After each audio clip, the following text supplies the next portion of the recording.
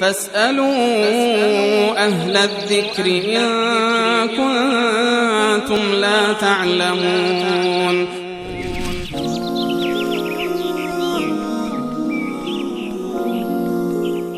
یعنی بعدی برادرمون از افغانستان بود، شهر هرات، که پرسیدن آیا در مذهب حنفی توسل جایز است یا حرام؟ اینجا این مسئله دارای تفصیل است. جناب استاد اگر میشم 10 دقیقه بیشتر وقت نداریم، بله این با اختصار تفصیل چیز میکنیم.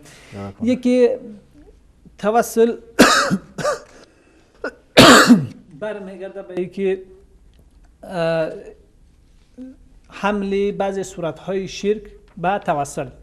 یعنی نامیدن دعای غیر الله تبارک و تعالی، حاجت خواستن از پیر، از پیامبر، ولی امام، هر کسی دیگری که بوده باشد، اینجا حاجت خواستن از اونها، نامیدن ای به نام توسل، یعنی به این معناست که کسی شراب می را آب بنامه و بنوشه، و به هر حال شرک است که الله تبارک و تعالی میگه فلا تدعوا مع الله احدا، همراه الله تبارک و تعالی از هیچ کسی دیگری حاجت نخواهید، ولا تدعوا من دون الله احدا، بدون الله تبارک و تعالی از هیچ کسی حاجت نخواهید، دعا نکنه، دعا و حاجت خود از هیچ کس نخواهید. پس به هر حال شرک است و این را توسل به نام غیر توسل به اتفاق تمام علما، نام ماهیت او را تغییر نمیدهد، بلکه ماهیت حکم خدا به اساس ماهیت خود میگیرد. اما موضوع دیگری که در اینجا هست، یعنی نزدیک توسل قسم تقرب و نزدیک شدن به الله تبارک و تعالی با اظهار ایمانداری، با اعمال نیک، اظهار ایمان به الله تبارک و تعالی و پیامبر اکرم صلی الله علیه و سلم، محبت صالحین، این چیزی است که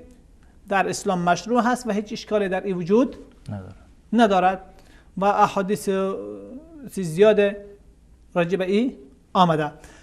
موضوع دیگری که در اینجا هست، توسل به ذوات صالحه، یعنی که از شخص صالح حاجت نمیخواه، یعنی شرک نمیکنه مباشرتا، اما از الله تبارک و تعالی میخواهد که به حق فلان یا که به حرمت فلانی شخصی نیک با فلان بنده مقرب بود، این حاجت ما را برآورده کن. این چیزی است که امام ابو حنیفه رحمه الله تعالی، امام ابو یوسف و امام محمد بن حسن شیبانی، هر سه امام مذهب حنفی، قسمی که در فقه اکبر، فقه ابسط، در وصیت که از امام ابو حنیفه رحمه الله آمده، در مبسوط امام محمد بن حسن خودشان نقل کردن و از امام ابو یوسف هم نقل شده و امام ملا علی قاری هم در شرح فقه اکبر یادآور شدن. در تمام حالات امام ابو حنیفه رحمه الله ای را مکروه میداند، چون در هیچ یک از دعاهای پیامبر اکرم صلی الله علیه و سلم، صحابه کرام، ائمه ثبوت ندارد. اگر ثبوت میداشت اشکاله نمیدیدیم، چون ثبوت ندارد. اگر خوب میبود لو کان خیرا لسبقونا الیه، لذا اگر خوب میبود حتما اونها پیش انجام میدادن. لذا امام ابو حنیفه رحمت الله علیه میگه که حتی با پایه های عرش هم از الله تبارک و تعالی کسی دعا بکنه و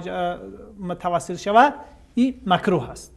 مکروه بودنش به اساس است که هیچ ثبوت ندارد و اکره ان یسأل الله الا به، مکروه میدانم که الله تبارک و تعالی به جزی که با خودش و به ذات و صفاتش سوال شود و با تقرب به او سوال شود، به چیزی دیگری و از او حاجت خواسته نشده. دعاهایی که ما در قرآن کریم داریم، قرآن کریم پر از دعا هست، صدها دعا از تمام انبیا علیهم السلام و احادیث صحیح از پیامبر اکرم صلی الله علیه و در هیچ حدیث صحیح و ثابت توسل به ذوات فاصله در دعا وجود ندارد. لذا امام ابو حنیفه رحمه الله ایرا مکروه دانستن و در این مسئله ائمه مذهب حنفی نسبت به تمام ائمه اقوال صریح‌تر و دیدگاه شدیدتر و جدی‌تر دارند.